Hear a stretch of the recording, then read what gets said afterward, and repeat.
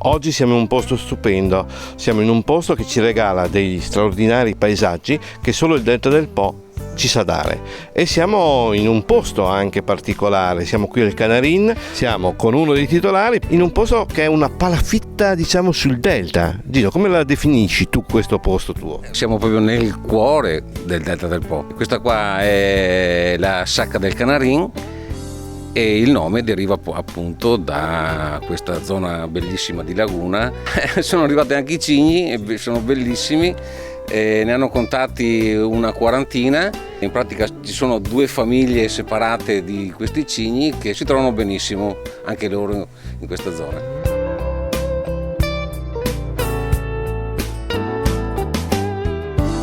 Abbiamo diverse sacche, abbiamo Sacca al Canarin, che è questa dove siamo, Sacca Scardovari che è più a sud, poi andando più a nord abbiamo Barbamarco e altre piccole zone che per noi sono la prima difesa mare cosiddetta.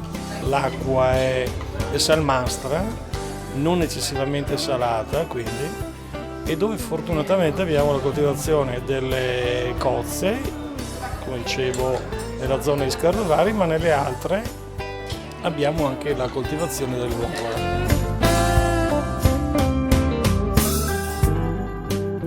Insieme con noi c'è un altro ospite, e riconoscerete sicuramente Barone Massimiliano Costa. Ma perché abbiamo qui il Barone? Tra l'altro vediamo 2 calici anche di bollicine. Siamo qui a parlare di vino dal ristorante Il Canarin, un mio ottimo cliente dove io mi trovo molto bene, con lo sfondo del Delta del Po e ovviamente la cucina tipica del Polesine lungo il mare. E raccontaci qualcosa della tua cucina, ovviamente una cucina tipica di questa zona che però ha una serie di eccellenze che proprio arrivano da questo mare, da questo entroterra, da questa laguna. Abbiamo un menù che è prevalentemente pescato della zona, non possiamo dimenticarci delle nostre cozze che sono una cosa veramente strepitosa, le nostre vongole. Abbiamo le ostriche rosa, tra i nostri fiori all'occhiello insomma della zona. Abbiamo le nostre anguille, abbiamo le molecche quando è periodo, chi più ne ha più ne metta insomma.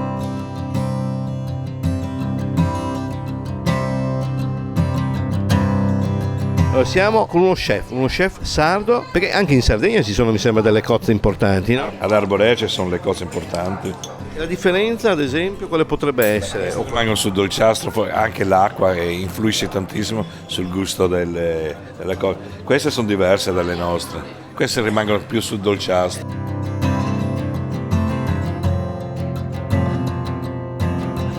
Allora io vi lascerei parlare un po' tutti e due, un po' uno e un po' l'altro, dell'abbinamento cibo-vino. Per quanto riguarda i bianchi, insomma bollicine, garganega, sono 2 vini veramente che ci stanno benissimo con i crostacei, col pesce, tutto il pesce. Però quello che mi ha stupito è proprio la freschezza, l'acidità, la bollicina è una bolla fine, elegante che dà un input particolare.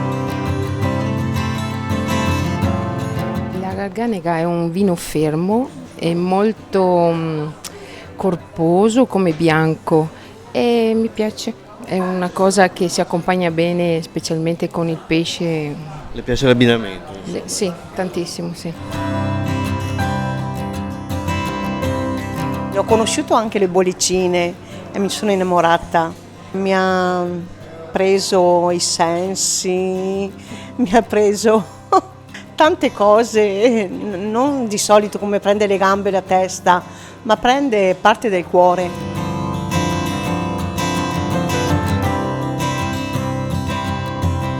Quello che mi ha stupito è anche abbinare i rossi di Costa, tipo il rosso della Marchese, l'abbiamo abbinato con l'anguilla.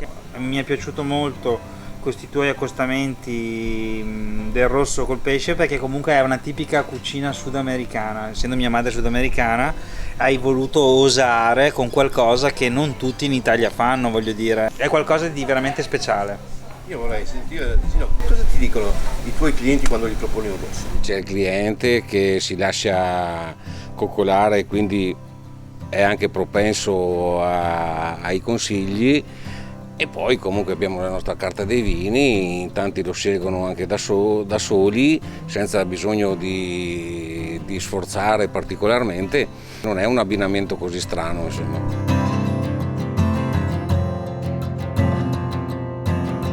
Il vino ha una caratteristica: quando tu mangi il pesce di norma ti rimane qualcosa sempre come gusto in bocca. Questo riesce a pulirtelo ma in maniera molto, molto leggera, molto delicata. Ecco, quindi credo che sia un ottimo abbinamento.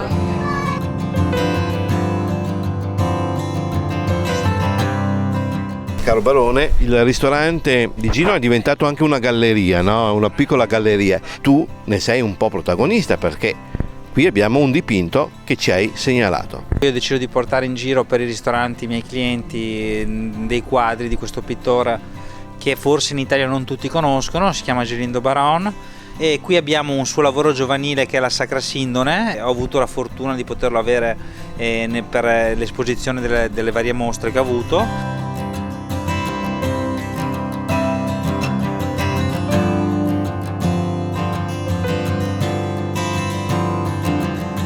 Lui è un astrattista e futurista, e non contemporaneo, cioè lo è contemporaneo, ma ha iniziato 20 anni fa.